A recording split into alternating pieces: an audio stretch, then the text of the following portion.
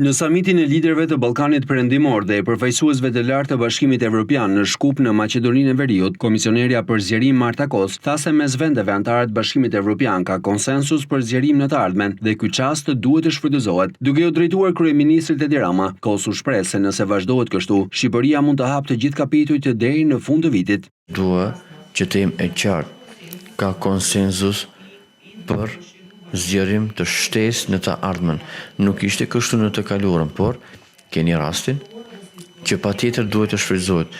Kjo nuk do të zgjat përgjithmonë dhe shoh zhvillim të dukshëm.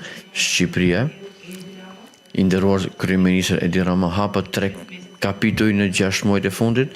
Ju faleminderit që ndikuat në procesin e zgjerimit. Nëse vazhdojmë kështu, do të mund të hapim të gjithë kapitujt këtë në vit dhe siç thash dje, mezi pres ta festoj hapjen e kapitullit të fundit. Punimet u hapën me fjalimin e kryeministrit të Maqedonisë së Veriut Hristian Micovski, që është shprehur se rajoni është një pjesë jetësore e Evropës dhe një pjesë integrale e së ardhmes së saj.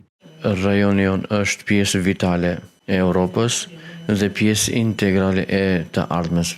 Ballkani Perëndimor është rajon i pasur me potencial dhe ambicie, por shpesh ka narrativa për ndarje, por kur e shoh këtë dhomë, këtë hapësirë, vërej se ka tregim tjetër. Rajoni ka frymën e saj dhe refuzon të ngecë së mbrapa.